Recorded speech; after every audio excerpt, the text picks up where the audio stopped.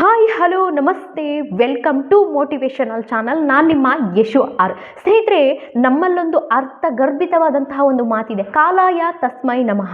ಸ್ನೇಹಿತರೆ, ಹಂಗಂದ್ರೆ ಏನು ಅಂತಂದರೆ, ನಾವು ಮಾಡಿದಂತಹ ಪಾಪ ಕರ್ಮಗಳಿಗೆ, ಪಾಪ ಪುಣ್ಯ ಕರ್ಮಗಳಿಗೆ ಆ ಕಾಲವೇ ಸರಿಯಾದ ಸಮಯವನ್ನು ನೋಡಿ ಲೆಕ್ಕಾಚಾರವನ್ನು, ಶಿಕ್ಷೆಯನ್ನು ಕೊಟ್ಟೇ ಕೊಡುತ್ತೆ ಅಂತ. ಅಂದರೆ ನಾವು ಎಂಥ ವ್ಯಕ್ತಿಗಳೇ ಆಗಿರಲಿ, ಯಾರೇ ಆಗಿರಲಿ, ಆ ಕಾಲ ಸಮಯದಿಂದ ತಪ್ಪಿಸ್ಕೊಳ್ಳಲು ಸಾಧ್ಯನೇ ಇಲ್ಲ. ಇನ್ನೊಂದಿದೆ, ಕಾಣದ ಅಂಗೈ ಹುಣ್ಣಿಗೆ ಕನ್ನಡಿ ಬೇಕಾ ಅಂತ. ಸೊ ಇಲ್ಲಿ ನಮಗೆ ಕಾಣಿಸ್ತಾ ಇದೆ, ಈ ಹುಣ್ಣಿದೆ, ಹುಣ್ಣು ಅಂಟ್ಕೊಂಡಿದೆ ಅನ್ನೋದು ನಮಗೆ ಕಾಣಿಸ್ತಾ ಇದೆ.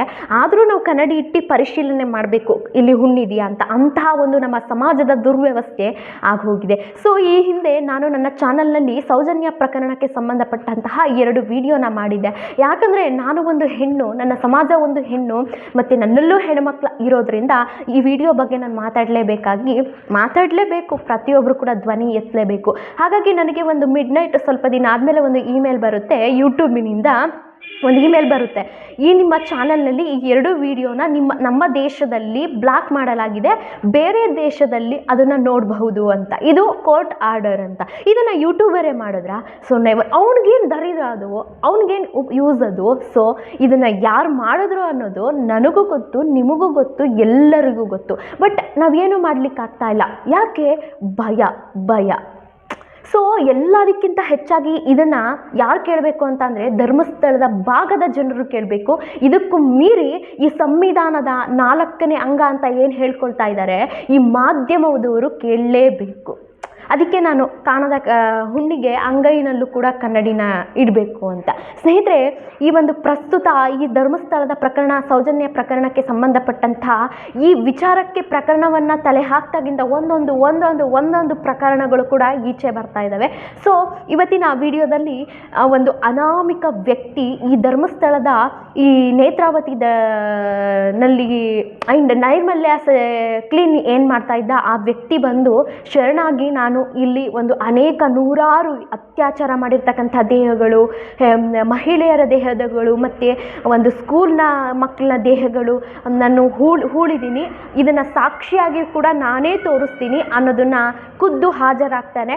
ಆ ವ್ಯಕ್ತಿ ಏನೆಲ್ಲ ಹೇಳ್ತಾನೆ, ಸೊ ಕೋರ್ಟ್ ಇವತ್ತು ಏನೆಲ್ಲ ತೀರ್ಪನ್ನು ಕೊಡುತ್ತೆ, ಸೊ ಏನೆಲ್ಲ ಮುಂದುವರಿಸ್ಕೊಂಡು ಹೋಗ್ತಾ ಇದ್ದಾರೆ ಅನ್ನೋದ್ರ ಬಗ್ಗೆ ಇವತ್ತಿನ ವಿಡಿಯೋದಲ್ಲಿ ಚರ್ಚಿಸ್ತಾ ಹೋಗೋಣ ಸ್ನೇಹಿತರೆ.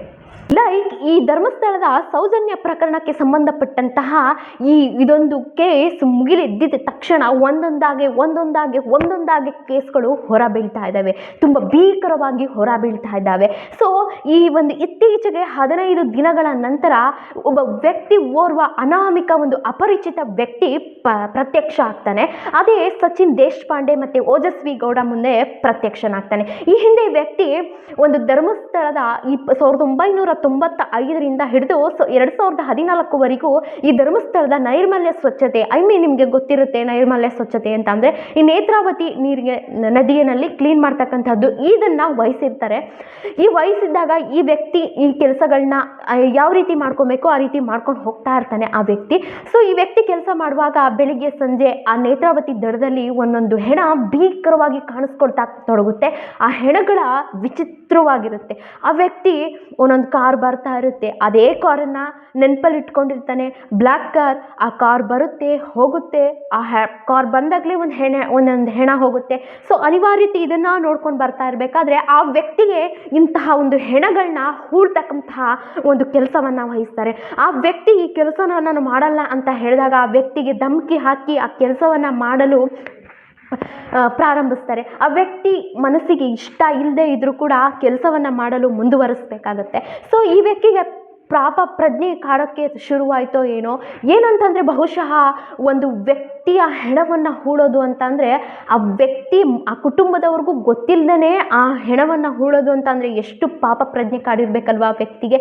ಸೊ ಈ ಪಾಪ ಪ್ರಜ್ಞೆ ಕಾಡೋಕ್ಕೆ ಶುರುವಾಯಿತು. ಈ ಒಂದು ಧರ್ಮಸ್ಥಳವನ್ನು ಬಿಟ್ಟು ನೆರೆ ರಾಜ್ಯಕ್ಕೆ ಹೊರಟೋಗ್ತಾನೆ ಆ ವ್ಯಕ್ತಿ. ಆ ಹೊರಟೋದಾಗಲೂ ಕೂಡ ತುಂಬ ಪಾಪ ಪ್ರಜ್ಞೆ ಕಾಡುತ್ತೆ. ಆ ವ್ಯಕ್ತಿ ಇದ್ದ ಹಾಗೇನೆ ಅನಾಮಿಕವಾಗಿ ಈ ಸಚಿನ್ ದೇಶಪಾಂಡೆ ಮತ್ತು ಈ ಓಜಸ್ವಿ ಗೌಡ ಇಬ್ಬರ ಮಧ್ಯೆ ಪ್ರತ್ಯಕ್ಷನಾಗ್ತಾನೆ. ಸೊ ಸೊ ನಾನು ಹೇಳಿರ್ತಕ್ಕಂತಹ ಈ ಪ್ರಕರಣಗಳನ್ನೆಲ್ಲ ಒಂದೆಲ್ಲವನ್ನ ಸಾಬೀತು ಮಾಡಿ ಸಾಕ್ಷಿಗಳನ್ನ ನಾಶ ಮಾಡೋದಕ್ಕಿಂತ ಮುಂಚೆ ನಾನೇ ಶರಣಾಗ್ತೇನೆ. ಈ ಭೀಕರವಾಗಿ ಕತ್ತನ್ನು ಹಿಸುಕಿ ಭೀಕರವಾಗಿ ಸಾಯಿಸಿರ್ತಕ್ಕಂಥ ಹೆಣಗಳು ಮತ್ತು ಅತ್ಯಾಚಾರಕ್ಕೆ ಒಳಗಾಗಿರ್ತಕ್ಕಂತಹ ಹೆಣಗಳನ್ನು, ಸ್ಕೂಲ್ಗೆ ಹೋಗ್ತಾ ಇರ್ತಕ್ಕಂಥ ಮಕ್ಕಳುಗಳ ಹೆಣಗಳನ್ನ, ಎಷ್ಟೋ ಪುರುಷರ ಹೆಣಗಳನ್ನು, ಎಷ್ಟೋ ಮಹಿಳೆಯರ ಹೆಣಗಳನ್ನ ನಾನೇ ಹೂಳು ಮಾಡಿದ್ದೀನಿ. ಅಂತಹ ಕೆಲಸವನ್ನು ನನಗೆ ವಹಿಸಿದ್ರು. 2014ರಲ್ಲಿ ನನ್ನ ಪಾಪ ಪ್ರಜ್ಞೆ ನನಗೆ ಕೆಲಸ ತುಂಬ ಹಿಂಸೆ ಆಗಿದ್ದರಿಂದ ನಾನು ಈ ರಾಜ್ಯವನ್ನೇ, ಈ ದೇಶವನ್ನೇ ಬಿಟ್ಟು ಹೊರಟು ಹೋದೆ. ಅಲ್ಲೂ ಕೂಡ ನನಗೆ ಈ ಒಂದು ಧಮಕಿ ಕಾಲ್, ಬೆದರಿಕೆ ಕಾಲ್ ಬರ್ತಾ ಇತ್ತು. ಅದರ ಮಧ್ಯೆ ಈ ಸೌಜನ್ಯ ಪ್ರಕರಣ ಮುಗಿಲೆತ್ತಾ ಇತ್ತು. ಆಗ ನನಗೆ ಈ ಬೆದರಿಕೆ ಕಾಲ್ಗಳು ಬರ್ತಾ ಇದ್ದು. ಆದರೂ ಕೂಡ ನನ್ನ ಪಾಪ ಪ್ರಜ್ಞೆ ಕಾಡಿ ನನಗೆ ಹಿಂಸೆ, ನನಗೆ ಈ ಕೆಲಸ ಇಷ್ಟನೇ ಇಲ್ಲದೆ ಇದ್ರೂ ಕೂಡ ತುಂಬ ಕಷ್ಟಪಟ್ಟು ಈ ಕೆಲಸವನ್ನು ಮಾಡ್ತಾ ಇದ್ದೆ. ಎಷ್ಟೋ ಹೆಣಗಳನ್ನ ನಾನು ಹೂಳಿದ್ದೀನಿ, ನಾನೇ ಹೂಳಿದ್ದೀನಿ. ಆ ಅಸ್ಥಿ ಪಂಜರಗಳು ಏನಿತ್ತೆ ಅದನ್ನು ಸಾಕ್ಷಿನ ನಾನೇ ತೋರಿಸ್ತೀನಿ ಅಂತ ಹೇಳಿ ಈ ಕಾನೂನು ಚೌಕಟ್ಟೇನಿದೆ ಬಂದು ಆ ವ್ಯಕ್ತಿ ಶರಣಾಗ್ತಾನೆ. ಆ ವ್ಯಕ್ತಿ ಶರಣಾದಾಗ ಈ 15 ನಮಗೆ ನಿಮಗೆ ಅನಿಸಿರ್ತಕ್ಕಂತಹದ್ದು ಏನು, 15 ದಿನಗಳು ಬೇಕಾ ಈ ಪ್ರಕರಣವನ್ನು ಸಾಬೀತು ಮಾಡೋಕ್ಕೆ? ಈ ಪ್ರಭಾವಿ ವ್ಯಕ್ತಿಗಳ ಏನಾದರೂ ಕೈವಾಡ ಇದೆಯಾ? ಆ ಪ್ರಭಾವಿ ವ್ಯಕ್ತಿಗಳು ಸಾಕ್ಷಿ ನಾಶ ಮಾಡ್ಬೋದು, ಹೂಳಿರ್ತಕ್ಕಂಥ ಜಾಗಕ್ಕೆ ಹೋಗಿ ಅದನ್ನು ಮತ್ತೊಂದು ಜಾಗಕ್ಕೆ ಶಿಫ್ಟ್ ಮಾಡ್ಬೋದು. ಅಂಥದ್ದೇನು ದೊಡ್ಡ ವಿಚಾರ ಅಲ್ಲ ಇದು. ಸೊ ಈ ಕಾನೂನು ಏನಾದರೂ ಹಿಂದೆ ಮಾಡ್ತಿದೆಯಾ ಅಂತಹದೆಲ್ಲ ಕ್ವಶನ್ಸ್ ಕೂಡ ನಮಗೆ ನಿಮಗೆ ಕಾಡುತ್ತೆ. ಸೊ ಇಂಥದರ ಮಧ್ಯೆ SP, ಒಂದು ದಕ್ಷಿಣ ಕನ್ನಡದ SP ಆಗಿರ್ಬೋದು, ಸುಪ್ರೀಂ ಕೋರ್ಟ್ಗಾಗಿರ್ಬೋದು, ಈ ಒಂದು ಪತ್ರ ಎಲ್ಲರಿಗೂ ಕೂಡ ವೈರಲ್ ಆಗುತ್ತೆ. ಸೊ ಒಂದು ದಕ್ಷಿಣ ಕನ್ನಡದ ಅರುಣ್ ಕುಮಾರ್ ಅವ್ರಿಗೆ ಕೂಡ ನಿಜವಾಗ್ಲೂ ಕೂಡ ಹ್ಯಾಂಡ್ಸ್ ಅಪ್ ಹೇಳಬೇಕು. ನಿಜವಾದ ದಕ್ಷ ಆಡಳಿತಗಾರ, ದಕ್ಷ ಒಬ್ಬ ಪೊಲೀಸ್ ಅಧಿಕಾರಿ ಅಂತಲೇ ಹೇಳ್ಬೋದು ಅವರು. ಮತ್ತು ಸುಪ್ರೀಂ ಕೋರ್ಟ್ನ KV ಧನಂಜಯ್ ಅವರ ಟೀಮ್ ಆಗಿರ್ಬೋದು, ಇಂಥವ್ರಿಗೆ ನಿಜವಾಗ್ಲೂ ಕೂಡ ಹ್ಯಾಂಡ್ಸ್ ಅಪ್ ಹೇಳ್ಬೋದು. ಸೊ ಇಂತಹದೊಂದು ಅತ್ಯುತ್ತಮವಾದಂತಹ ಬೆಳವಣಿಗೆಯನ್ನು ತಂದಿದ್ದಾರೆ.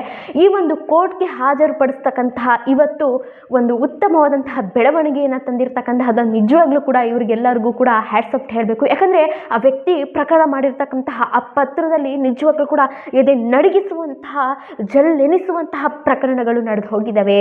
ಎಷ್ಟೋ ಕತ್ತೆ ಎಸಗಿ ಸಾಯಿಸಿರ್ತಕ್ಕಂತಹ ಪ್ರಕರಣಗಳು ಆ ವ್ಯಕ್ತಿಯ ಆ ಪತ್ರದಲ್ಲಿ ಮೆನ್ಷನ್ ಮಾಡಿದ್ದಾರೆ. ಸ್ಕೂಲ್ ಮಗುನ ಮುಖ ಕಾಣಬಾರ್ದು ಅಂತ ಜಜ್ಜಿ ಹಾಕಿ ಅತ್ಯಾಚಾರ ಮಾಡಿ ಎಷ್ಟೋ ಹೆಣಗಳನ್ನ ಹೂಳಿರ್ತಕ್ಕಂಥ ಪ್ರಕರಣಗಳು ನಿಜವಾಗ್ಲೂ ಕೂಡ ಎದೆ ಜಂಬಲಿಸುತ್ತೆ. ಇಂತಹ ಒಂದು ನ್ಯಾಯದ ಜಾಗದಲ್ಲಿ ಅನ್ಯಾಯ ನಡೀತಿದೆಯಾ ಕೇಳ್ತಾರೆ ಎಲ್ಲರೂ. ಬಹುಶಃ ಕೇಳ್ತಕ್ಕಂತಹದ್ದೇ, ದೇವ್ರು ಇದ್ದಾನೆ ಅಂತ ಅಂದಮೇಲೆ ಅನ್ಯಾಯ ಯಾಕೆ ನಡೀತಿದ್ದೆ ಅಂತ. ಸೊ ದೇವ್ರು ಆ ಅಣ್ಣಪ್ಪ ಸ್ವಾಮಿ, ಆ ಮಂಜುನಾಥ ಸ್ವಾಮಿ ಪವಾಡನೆ ಅನಿಸುತ್ತೆ. ಇವಾಗ ಆ ವ್ಯಕ್ತಿ ಮುಖಾಂತರ ಜಲ್ಲೆನಿಸಿರ್ತಕ್ಕಂತಹ ಒಂದು ಶರಣಾಗ್ತಕ್ಕಂತಹ ವ್ಯಕ್ತಿ ಬಂದಿದ್ದಾನೆ. ಸೊ ನಾನು ಹೇಳ್ತಾ ಇರ್ತೀನಿ ಅವಾಗ ಹಿಂದಿನ ವಿಡಿಯೋದಲ್ಲೂ ಕೂಡ ಒಂದು ಕತೆ ಹೇಳಿದ್ದೆ. ಇದು ಮಹಾನ್ ಬುದ್ಧಂದು ಕತೆ ಹೇಳಿದೆ.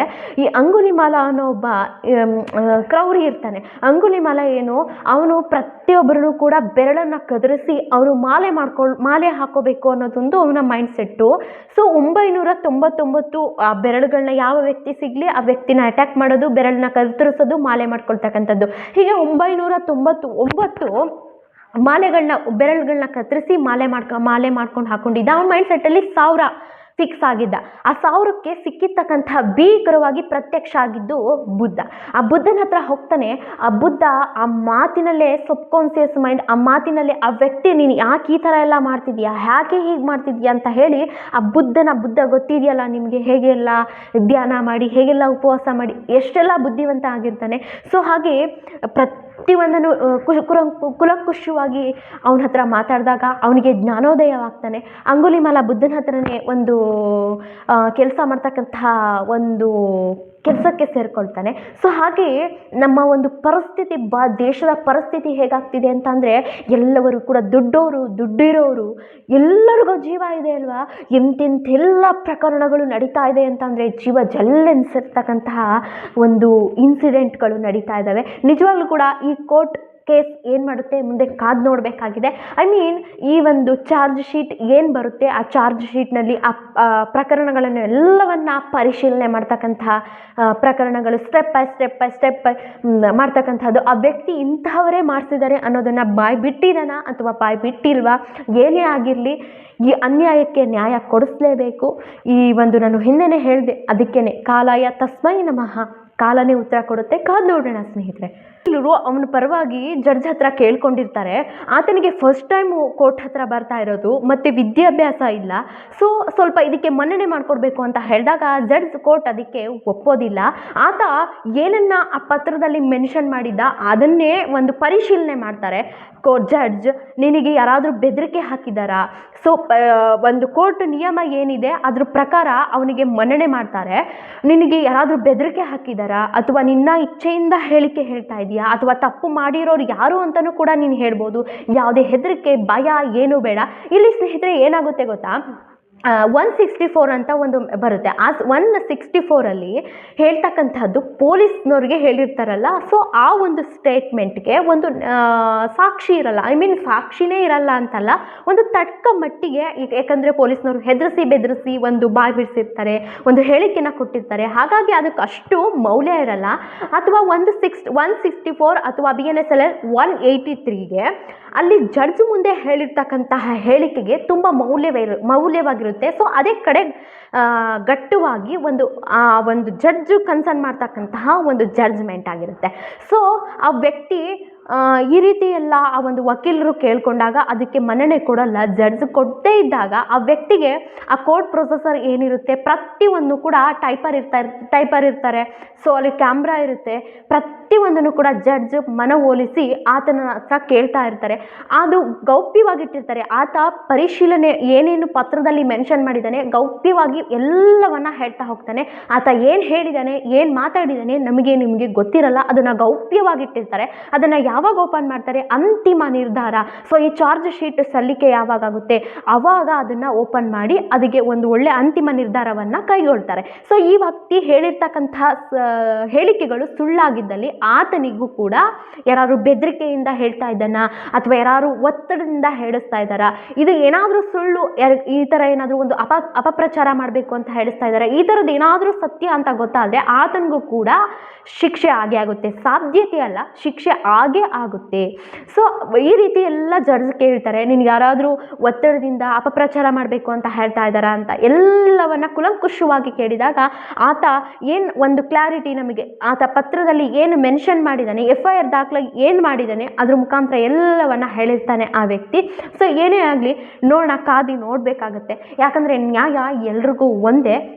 ನಿಜವಾಗ್ಲೂ ಕೂಡ KV ಧನಂಜಯ್ ಅವ್ರಿಗೆ ಮತ್ತು ಅರುಣ್ ಕುಮಾರ್ ಸರ್ ಅವ್ರಿಗೆ ಹ್ಯಾಟ್ಸ್ ಆಫ್ ಅಂತ ಹೇಳಲೇಬೇಕು. 15 ದಿನ ಆದಮೇಲೆ ಒಂದೊಳ್ಳೆ ಅತ್ಯುತ್ತಮವಾದಂತಹ ಬೆಳವಣಿಗೆಯನ್ನು ಬೆಳಕಿಗೆ ತಂದಿದ್ದಾರೆ. ಯಾವುದೇ ವ್ಯಕ್ತಿ ಆಗಿರಲಿ ಇಂತಹ ಅನ್ಯಾಯಗಳಿಗೆಲ್ಲ ಮುಕ್ತಿ ಆಗಲೇಬೇಕು ಅನ್ನೋದು ನಮ್ಮ ಒಂದು ಅಭಿಲಾಷೆ. ಸೊ ಇಷ್ಟಾಗಿತ್ತು ಈ ಕೋರ್ಟ್ನಲ್ಲಿ. ಇದಾದ ನಂತರ ಈ ಪೊಲೀಸ್ ಒಂದು ಧರ್ಮಸ್ಥಳದ ಪೊಲೀಸ್ ಠಾಣೆಗೆ ಕರ್ಕೊಂಡೋಗಿ ಆತನ ಹತ್ರ ಏನೇನು ದೂರಿದೆ ಅದನ್ನು ದಾಖಲು ಮಾಡ್ಕೊಳ್ತಾರೆ. ಯಾಕಂದರೆ ಆತ ಬಂದು ಶರಣಾಗಿದ್ದು ವಕೀಲರ ಹತ್ರ. ಸೊ ಪೊಲೀಸ್ನ ಹತ್ರ ಹೋಗಿ ಎಲ್ಲವನ್ನ ಆ ಬೆಳ್ತಂಗಡಿ ಧರ್ಮಸ್ಥಳದ ಒಂದು ಪೊಲೀಸ್ ಠಾಣೆ ಏನಿದೆ ಎಲ್ಲವನ್ನ ಪರಿಶೀಲನೆ ಮಾಡ್ಕೊತಾರೆ. ಸೊ ಇಲ್ಲಿ ಯಾವುದೇ ವ್ಯಕ್ತಿ ಇಲ್ಲಿ ಆರೋಪಿ ಅಲ್ಲ, ವ್ಯಕ್ತಿ ಯಾವುದೇ ರೀತಿ ಪೊಲೀಸ್ ಕಸ್ಟಡಿಯಲ್ಲಿ ಬರಲ್ಲ. ಈ ವ್ಯಕ್ತಿ ಮನವಿ ಮಾಡ್ಕೊಂಡಿದ್ದ, ನನಗೆ ಜೀವ ಬೆದರಿಕೆ ಇದೆ, ನನಗೆ ಯಾವುದೂ ಕೂಡ ಐಡೆಂಟಿಟಿ ಸಿಗಬಾರ್ದು, ಆ ರೀತಿ ನನಗೆ ರಕ್ಷಣೆ ಬೇಕು ಅಂತ. ಸೊ ಹಾಗಾಗಿ ಆ ವ್ಯಕ್ತಿ ದೇಹ ಒಂದು ಚೂರು ಕಾಣದಿರೋ ಥರ ಮುಚ್ಕೊಂಡು ಅವನನ್ನು ಕೋರ್ಟ್ಗೆ ಕರ್ಕೊಂಡು ಹೋಗಿದ್ರು. ಸೊ ಅದೇ ರೀತಿ ಒಂದು ಕಸ್ಟಡಿ ಏನಂತಂದರೆ ಅಲ್ಲಿ ಆ ವ್ಯಕ್ತಿ ಆರೋಪಿ ಅಲ್ಲ, ದೂರು ದಾಖಲಾರ, ಒಂದು ಸಾಕ್ಷಿದಾರ ಆಗಿರೋದ್ರಿಂದ ಅವನು ಪೊಲೀಸ್ ಕಸ್ಟಡಿಗೆ ಬರೋಲ್ಲ. ಆತನ ಹತ್ರ ದೂರು ಸಾಕ್ಷಿಯನ್ನು ತಗೊಳ್ತಾರೆ. ಸೊ ಅವನನ್ನು ವಾಪಸ್ ಕಳಿಸ್ತಾರೆ. ಸೊ ಹಾಗಾಗಿ ಆ ವ್ಯಕ್ತಿಗೆ ಏನು ಒಂದು ರಕ್ಷಣೆ ಕೊಡಬೇಕು ಆ ಒಂದು ರಕ್ಷಣೆನ ಕೊಡ್ತಾರೆ. ಸೊ ಹಾಗಾದರೆ ಈ ಒಂದು ತನಿಖೆ ಹೇಗೆ ಶುರುವಾಗುತ್ತೆ? ಸೊ ಈ ವ್ಯಕ್ತಿ ಏನು ತೊಗೊಂಡು ಬಂದಿದ್ದ, ಒಂದು ದಕ್ಷಿಣ ಕನ್ನಡ ಜಿಲ್ಲೆಯ ಒಬ್ಬ SP ಅರುಣ್ ಕುಮಾರ್ ಅವರು ಸ್ಪಷ್ಟಪಡಿಸಿದ್ದಾರೆ. ಆ ಒಂದು ಅಸ್ಥಿ ಪಂಜರವನ್ನು FSL ಅವ್ರಿಗೆ ವಹಿಸಿದ್ದಾರೆ. FSL ಅವರು ಏನು ಮಾಡ್ತಾರೆ, ಅದನ್ನು ಹೇಗೆ ಒಂದು ತನಿಖೆ ಮಾಡ್ತಾರೆ ಅಂತಂದರೆ ಯಾವ ಒಂದು ಕಾಲಘಟ್ಟದಲ್ಲಿ ಆ ಜೀವ ಬಿಟ್ಟಿತ್ತು, ಯಾವ ವಯಸ್ಸಿನಲ್ಲಿ ಜೀವ ಬಿಟ್ಟಿತ್ತು, ಯಾವ ರೀಸನ್ಗೆ ಆ ಜೀವ ಸತ್ತಿತ್ತು, ಅದನ್ನೆಲ್ಲ ಕೂಡ ತನಿಖೆ ಆರಂಭ ಆದಮೇಲೆ ಈ FSL ಅವರು ತನಿಖೆಯನ್ನು ಸ್ಟಾರ್ಟ್ ಮಾಡ್ತಾರೆ. ಇದನ್ನೆಲ್ಲ ಹೇಗೆ ತನಿಖೆಗೆ ಒಳಪಡಿಸಬೇಕು ಇದೆಲ್ಲ ಆದಮೇಲೆ ಅಂತ ಅಂದರೆ ಧರ್ಮಸ್ಥಳದ ತನಿಖಾಧಿಕಾರಿಗಳಿಗೆ ವಹಿಸ್ತಾರೆ. ಸೊ ಈ ಪೊಲೀಸ್ ಮೇಲೆ ನಂಬಿಕೆ ಇಲ್ಲ, ವಕೀಲರ ಮೇಲೆ ನಂಬಿಕೆ ಇಲ್ಲ, ಈ ತನಿಖಾಧಿಕಾರಿಗಳ ಮೇಲೆ ನಂಬಿಕೆ ಇಲ್ಲ ಅಂತ ಹೇಳಿದ್ರೆ ಈ ಒಂದು ರಾಜ್ಯ ಸರ್ಕಾರ ಸುಪ್ರೀಂ ಕೋರ್ಟ್ ಏನು ಮಾಡುತ್ತೆ, ಇವು CBIಗಾಗಿರ್ಬೋದು, ಬೇರೆ ತನಿಖಾ ಅಧಿಕಾರಿಗಳಿಗಾಗಿರ್ಬೋದು, ಇಂಥವಕ್ಕೆ ವಹಿಸಿ ತನಿಖೆಗಳನ್ನ ಆರಂಭ ಮಾಡ್ತಾರೆ. ಸೊ ಆರಂಭ ಮಾಡಿದ್ಮೇಲೆ ನಿಜವಾದ ಈ ಒಂದು ಆರೋಪಿ ಯಾರು, ಇಂತಹದನ್ನೆಲ್ಲ ಮಾಡಿಸ್ತಾ ಇರ್ತಕ್ಕಂತಹ ಆರೋಪಿ ಯಾವುದು ಅನ್ನೋದನ್ನು ಈ ಕಾಲಘಟ್ಟದಲ್ಲಿ ನಡೆಸ್ತಾ ಹೋಗ್ತಾರೆ. ಈ ಮುಂದಿನ ದಿನಗಳಲ್ಲಿ ಈ ತನಿಖಾ FSL ಆಗಿರ್ಬೋದು, ಈ CBI ಆಗಿರ್ಬೋದು, ಯಾವುದಕ್ಕೆಲ್ಲ ವಹಿಸ್ತಾರೆ ಅನ್ನೋದನ್ನು ಮುಂದೆ ಕಾದು ನೋಡಬೇಕು. ಸೊ ಇದಾದ ಬಳಿಕ ಸ್ಥಳ ಮಹಜರು ಅಂತ ಹೇಳ್ತಾರೆ. ಆ ವ್ಯಕ್ತಿನ ತಡ ಮಾಡದೆ, ಯಾಕಂದರೆ ಈ ಕಾಲಘಟ್ಟ ತುಂಬ ಲೇಟ್ ಆಗಿದೆ. ಯಾಕಂದರೆ 1995-98ರಲ್ಲಿ ಹೇಳಿರೋದ್ರಿಂದ ಆ ಜಾಗದಲ್ಲಿ ಎಷ್ಟೋ ಮರ ಗಿಡಗಳು ಬೆಳೆದಿರಬಹುದು, ಮತ್ತು ಎಷ್ಟೋ ಮನೆಗಳಾಗಿರ್ಬೋದು, ಏನಾದರೂ ಆಗಿರ್ಬೋದು. ಯಾಕಂದರೆ ಆ ವ್ಯಕ್ತಿ ತುಂಬ ಕಾನ್ಫಿಡೆಂಟಾಗಿ, ತುಂಬ ಕಾನ್ಫಿಡೆಂಟ್, ಇದೇ ಜಾಗದಲ್ಲಿ ನಾನು ಮಾಡಿದ್ದೀನಿ, ನಾನು ಅದನ್ನು ತೋರಿಸ್ತೀನಿ ಅಂತ ತುಂಬ ಆತ್ಮವಿಶ್ವಾಸದಿಂದ ಇದ್ದಾರೆ. ಸೊ ಆ ವ್ಯಕ್ತಿನ ಕರ್ಕೊಂಡೋಗಿ ಸ್ಥಳ ಮಹಜರು ಮಾಡೋದಾಗಿರ್ಬೋದು, ಈ ಥರನ ತನಿಖೆನ ಆದಷ್ಟು ಬೇಗ ಶುರು ಮಾಡೋದ್ರಿಂದ ಏನಾಗುತ್ತೆ, ಈ ಒಂದು ಕೇಸ್ಗೆ, ಈ ಒಂದು ಘನಕೋರ ಕೃತ್ಯಗಳಿಗೆ ಒಂದು ತೂಕ ಬರುತ್ತೆ. ಸೊ ಯಾಕಂತಂದರೆ ಇದು ಲೇಟ್ ಮಾಡಿದಷ್ಟು ತುಂಬ ಎಫೆಕ್ಟ್ ಆಗುತ್ತೆ. ಯಾಕಂದರೆ ತುಂಬ ಕಾಲಘಟ್ಟ ಮೀರಿ ಹೋಗಿರೋದ್ರಿಂದ ಆ ಸ್ಥಳ ಮಹಜರು ಮಾಡೋದ್ರಿಂದ ಅದನ್ನು ಅಗದು ಅದರಲ್ಲಿ ಸಿಕ್ತಿರ್ತಕ್ಕಂಥ ಪಂಜರ ಏನಾದರೂ ಸಿಕ್ಕಿದ್ರೆ ಅದನ್ನು ಫಿಂಗರ್ ಪ್ರಿಂಟ್ನವ್ರು ಬರ್ತಾರೆ, ಮತ್ತು FSL ಅವ್ರು ಬರ್ತಾರೆ. ಇಂತಹ ಅಧಿಕಾರಿಗಳು ಅವ್ರನ್ನ ಏನೇನು, ಇದು ಯಾವ ಏಜಲ್ಲಾಗಿದೆ, ಯಾವ ಕಾಲಘಟ್ಟದಲ್ಲಾಗಿದೆ, ಯಾವ ಒಂದು ರೀಸನ್ನಿಂದಾಗಿದೆ, ಎಲ್ಲ ಇವತ್ತಿನ ಒಂದು ಟೆಕ್ನಾಲಜಿ ಕಾಲದಿಂದ ಪ್ರತಿಯೊಂದು ಇಂಚು ಕೂಡ ಕಂಡುಹಿಡಿಬಹುದು. ಹಾಗಾಗಿ ಈ ಒಂದು ಕೇಸ್ಗೆ ಒಂದು ತೂಕ ಬರಬೇಕು ಅಂತ ಅಂದರೆ ಈ ಒಂದು ತನಿಖಾಧಿಕಾರಿಗಳು ಆದಷ್ಟು ಬೇಗ ಒಂದು ತಡ ಮಾಡದೆ ಆ ಸ್ಥಳ ಮಹಜರು ಮಾಡೋದಾಗಿರ್ಬೋದು, ಪ್ರತಿಯೊಂದು ಕೆಲಸವನ್ನು ಚುರುಕಾಗಿ ಮಾಡಬೇಕಾಗುತ್ತೆ. ಅಕಸ್ಮಾತ್ ಏನಾದರೂ ಆ ಅಪರಿಚಿತ ವ್ಯಕ್ತಿ ಇದನ್ನೆಲ್ಲ ಯಾರು ಮಾಡಿಸಿದರು ಅಂತ ಏನಾದರೂ ಆ ವ್ಯಕ್ತಿ ಹೆಸರನ್ನು ಹೇಳಿದರೆ ಆ ವ್ಯಕ್ತಿಗೂ ಕೂಡ ನೋಟಿಸ್ ಹೋಗಿರುತ್ತೆ. ಆ ವ್ಯಕ್ತಿನೂ ಕೂಡ ತನಿಖಾಧಿಕಾರಿಗಳು ತನಿಖೆಗೆ ಒಳಪಡಿಸ್ಕೊಳ್ತಾರೆ. ಇಂತಹ ಒಂದು ಕಾಲಘಟ್ಟದಲ್ಲಿ ಈ ರೀತಿ ಒಂದು ಒಳ್ಳೆ ಮಟ್ಟದಲ್ಲಿ ಏನಾದರೂ ಆಗಬಹುದು. ಈಗ ಒಂದು ಒಳ್ಳೆ ಕಾಲ, ಇಂದು ಒಂದು ಕಾಲಘಟ್ಟ ಶುರುವಾಗುತ್ತೆ. ಇದು ನಿಜವಾದ ಯುದ್ಧ ಅಂತಲೇ ಹೇಳ್ಬೋದು. ಏನೇ ಆಗಲಿ ಕಾದು ನೋಡೋಣ. ಯಾಕಂದರೆ ಒಳ್ಳೆಯದಾಗುತ್ತೆ ಅಂತ ಅಂದರೆ ತಾಳ್ಮೆ ಇರಲೇಬೇಕಲ್ವ. ಹಾಗಾಗಿ ಒಳ್ಳೆ ಕಾಲ, ಸಮಯ ಎಲ್ಲವೂ ಕೂಡ ಆ ಕಾಲಕ್ಕೆ ಎಲ್ಲವನ್ನ ಕೊಡುತ್ತೆ. ನಮಗೆ ತಾಳ್ಮೆ ಇರಬೇಕು.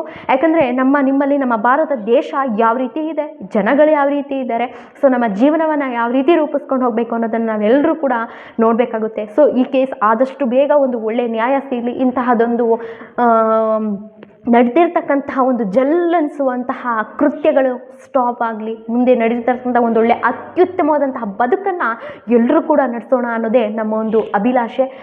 ನೆಕ್ಸ್ಟ್ ವಿಡಿಯೋದಲ್ಲಿ ಇಂಥದ್ದೇ ಒಂದು ಏನಾಯಿತು ಇನ್ಫಾರ್ಮೇಷನ್ ಅನ್ನೋದ್ರ ಬಗ್ಗೆ ನೆಕ್ಸ್ಟ್ ವಿಡಿಯೋದಲ್ಲಿ ತಿಳ್ಕೊಳ್ತಾ ಹೋಗೋಣ. ಇಲ್ಲಿವರೆಗೆ ಪೇಷನ್ಸಿಂದ ನೋಡಿರ್ತಕ್ಕಂಥ ನಿಮ್ಮೆಲ್ಲರಿಗೂ ಕೂಡ ನಮಸ್ಕಾರ.